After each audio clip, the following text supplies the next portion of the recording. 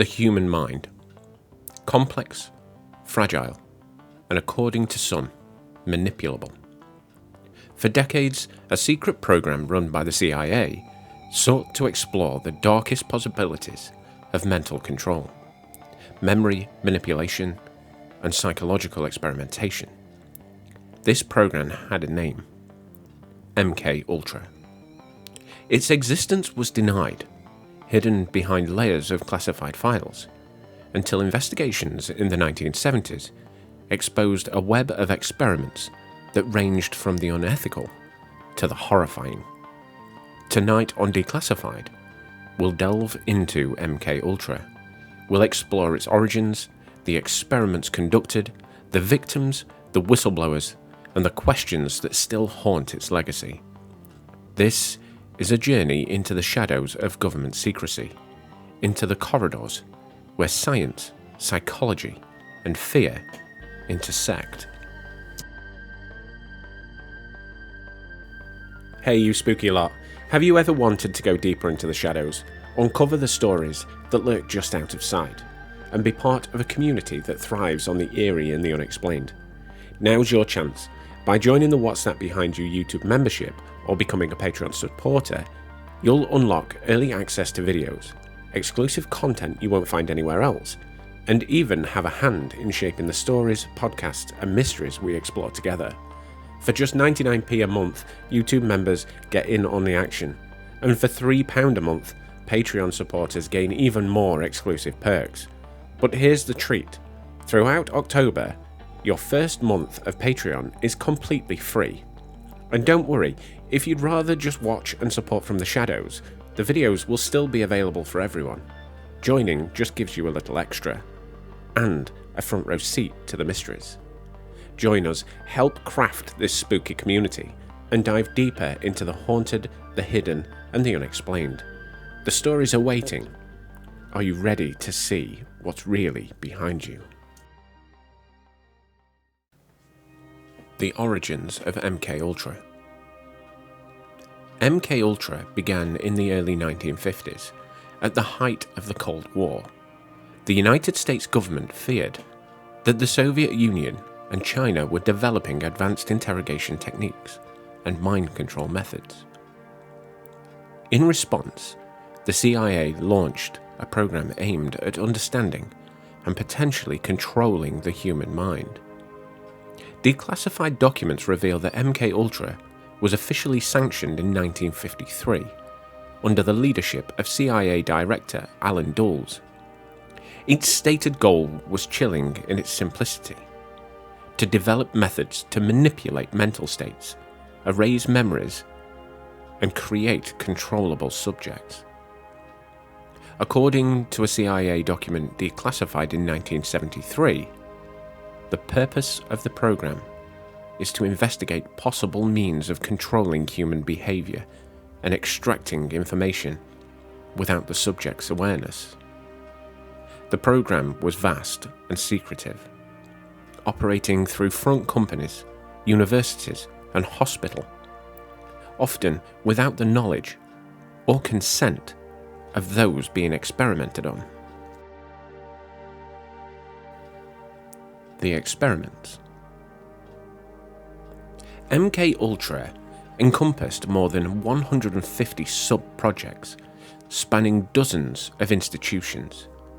Techniques tested included administration of LSD and other psychoactive drugs, electroshock therapy and sensory deprivation, hypnosis and psychological manipulation, verbal and physical conditioning. Dr. Sidney Gottlieb, the chemist often called the Black Pope of the CIA, oversaw many of these experiments. He reportedly said, and I quote, "We could make a man do anything, say anything. We wanted to know the limits of the human mind." Many subjects were unaware of what was happening. In some cases, patients at hospitals and prisons were administered hallucinogens without consent. Others were CIA operatives being trained. But the line between experiment and abuse was deliberately blurred. Victims reported lasting psychological trauma, as one survivor later testified during congressional hearings. "I was a guinea pig. I had no idea what was happening to me. I couldn't trust my own thoughts." The question arises, how far would the government go to control a mind? LSD and the psychedelic frontier. Among the most infamous tools of MKUltra was LSD. In 1953, Dr. Gottlieb began large-scale experiments, often giving the drug to unsuspecting subjects. The results were unpredictable. Some subjects experienced hallucinations and paranoia, others permanent psychological damage. One case involved a man named Frank Olson, a US Army scientist. In 1953, Olson was secretly dosed with LSD by CIA personnel during a retreat. Days later, he died after falling from a hotel window in New York City. Officially, his death was ruled as suicide, but family members and researchers have long questioned the circumstances. A 1975 congressional report noted, MKUltra experiments inflicted severe trauma and in some cases death upon subjects without their consent. The Olson case remains one of the darkest symbols of the program, highlighting how the pursuit of knowledge or power crossed a boundary into criminality. Mind control, hypnosis, and the human psyche. MKUltra didn't just experiment with chemicals. The CIA was obsessed with the idea of controlling the human mind, turning ordinary people into unwitting operatives. Hypnosis was used to attempt memory erasure, behavior modification, and suggestion implantation. Testimony from former CIA agents revealed, "We wanted to create a scenario where a man could be programmed to perform a task and not remember doing it."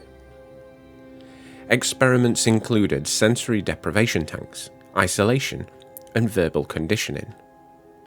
Subjects were pushed to extremes to see how far their minds could bend and what could be extracted or implanted under duress. Ethicists and psychologists have described these methods as a violation of every moral code. Yet at the time, the CIA believed the ends, beating communism, justified the means.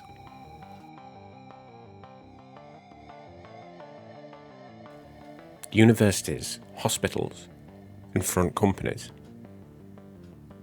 MKUltra's reach extended far beyond the CIA headquarters in Langley.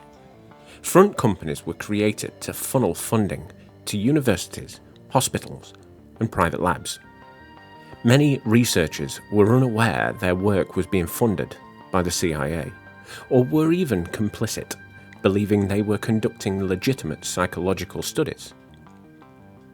One project at McGill University in Canada, led by Dr. Ewan Cameron, involved what he called psychic driving, subjecting patients to repeated messages for hours on end while using electroshock therapy to erase memory.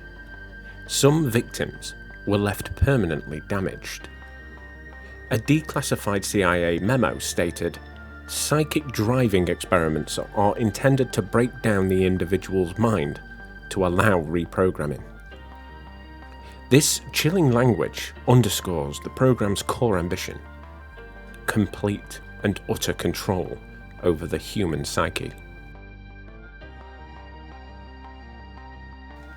Exposure and congressional hearings.